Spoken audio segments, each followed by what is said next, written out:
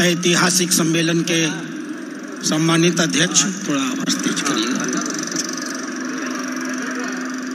Wadia dynasty के उत्तराधिकारी, मैसूर के महाराजा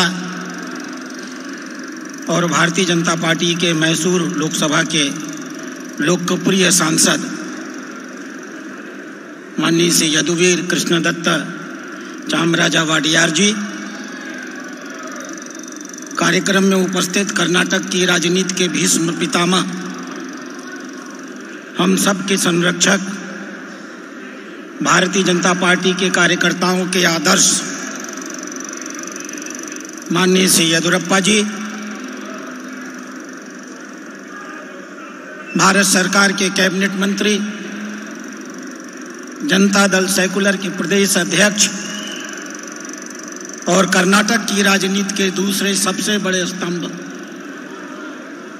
माननीय श्री HD कुमारस्वामी जी, मंच पर उपस्थित भारत सरकार के वरिष्ठतम मंत्री माननीय श्री प्रहलाद जोशी जी, मंच पर उपस्थित कर्नाटक के पूर्व मुख्यमंत्री और सांसद माननीय श्री BR बोम्मई जी, पूर्व मुख्यमंत्री, पूर्व कैबिनेट मंत्री, निवर्तमान सांसद माननीय श्री सदानंद गौड़ा जी, विधानसभा में हमारे नेता माननीय श्री अशोक जी, विधान परिषद में हमारे नेता माननीय श्री चैलवाड़ी नारायण स्वामी जी, अन्य सभी सम्मानित संपादित सांसद, माननीय विधायक, विभिन्न स्तर के भारतीय जनता पार्टी के प्रांतीय और जिला स्तर के सम्मानित नेतागण, समस्त मोर्चाओं के पदाधिकारीगण, इस कार्यक्रम की आत्मा, इस कार्यक्रम को दिशा देने वाले, इस कार्यक्रम की कल्पना करने वाले, इस कार्यक्रम की सुनियोजित रणनीति बनाने वाले, इस कार्यक्रम को सफल करने वाले, कर्नाटक की राजनीति को एक नई दिशा का देने का प्रयास करने वाले भारतीय जनता पार्टी के नौजवान प्रदेश अध्यक्ष माननीय श्री विजेंद्र यदुवीर जी और इनके इस कार्यक्रम की सफलता में लगे हुए उनके समस्त सम्मानित पदाधिकारीगण, इतनी ऐतिहासिक संख्या में उपस्थित भारतीय जनता पार्टी के कार्यकर्ता और नागरिक बंधुओं और मीडिया से पधारे हुए सम्मानित पत्रकार बंधुओं, मैंने सुना है कल यहाँ एक और रैली हुई थी। सरकार ने रैली की, सरकार के द्वारा रैली की गई, सरकार के लोग आए थे और सरकार का खर्चा हुआ था। सरकार की रैली सरकार के द्वारा सरकार को बचाने के लिए की गई थी। मुझे सूचना दी गई है उस रैली में आने के लिए एक एक व्यक्ति को 1000 रुपए दिए गए, तकरीबन 25 करोड़ रुपए का सुनियोजित खर्च किया गया। क्या आवश्यकता थी उस रैली के, हम लोगों के समझ में नहीं आई। इतनी कमजोर सरकार, इतनी डरपोक सरकार, एक आंदोलन से हिल जाने वाली सरकार, भागती हुई मैसूर तक दौड़ कर आने वाली सरकार, आखिर डर क्या है? कौन सा कारण है? क्यों इतना डरे हुए हैं इस आंदोलन से?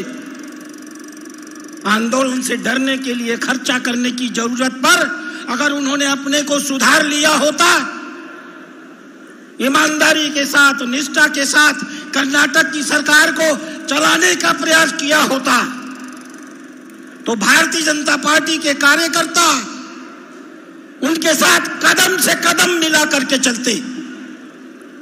लेकिन हम भारतीय जनता पार्टी के कार्यकर्ता देश के किसी भी प्रांत में ऐसे किसी भी सरकार को स्वीकार नहीं कर सकते जो देश की कमाई का, गाड़ी कमाई का धन लूटने का काम करती हो और अपनी जेब को भरने का काम करती हो। हमने भी रैली की है। मुझे बताया गया 3 लाख लोगों से अधिक लोगों ने पूरे कर्नाटक से आकर के इस कार्यक्रम में शिरकत की है। किसी को आने जाने का खर्चा नहीं दिया गया है।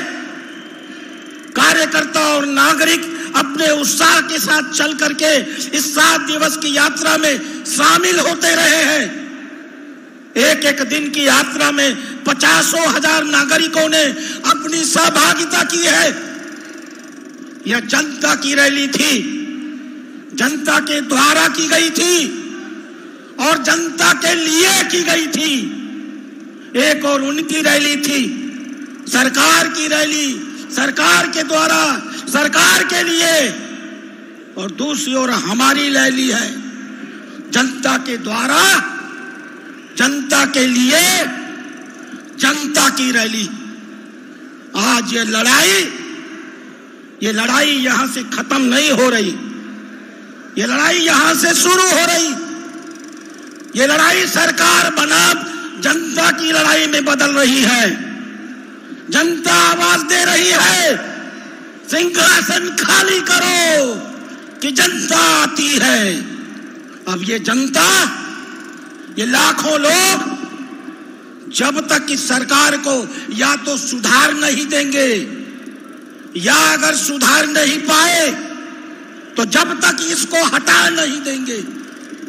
यह एक शुरुआत है और पूरे कर्नाटक में भारतीय जनता पार्टी नागरिकों के ऐसे किसी भी आक्रोश को, नागरिकों के ऐसे किसी भी गुस्से को, नागरिक जहां भी इस सरकार के खिलाफ खड़ा होगा, उन नागरिकों के गुस्से को आवाज देने के लिए भारतीय जनता पार्टी के कार्यकर्ता, जब तक ये परिवर्तन नहीं होगा, जब तक इनमें सुधार नहीं होगा, जब तक ये इस प्रदेश में ईमानदार राजनीति करने के लिए बाध्य नहीं किए जाएंगे, तब तक यह आंदोलन चलता रहेगा।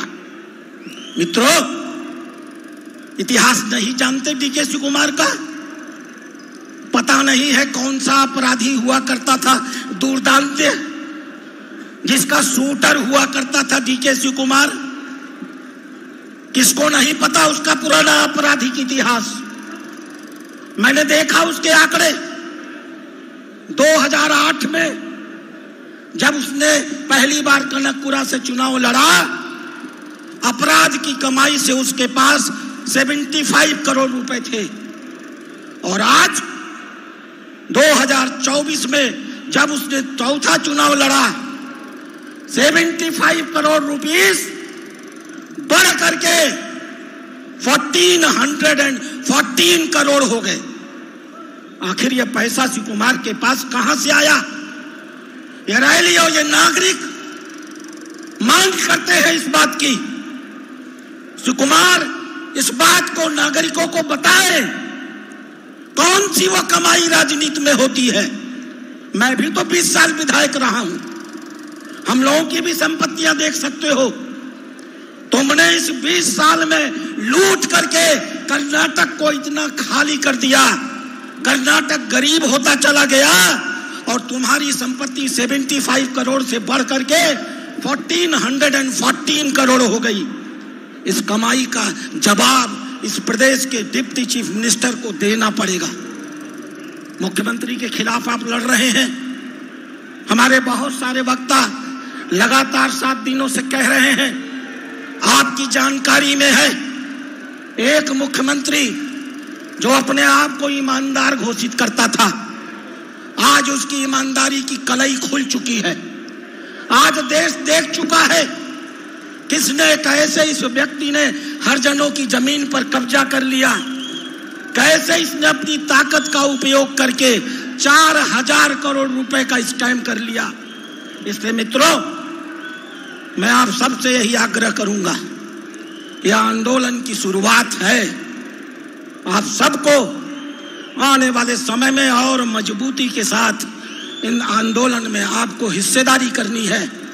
प्रदेश अध्यक्ष को माननीय विजय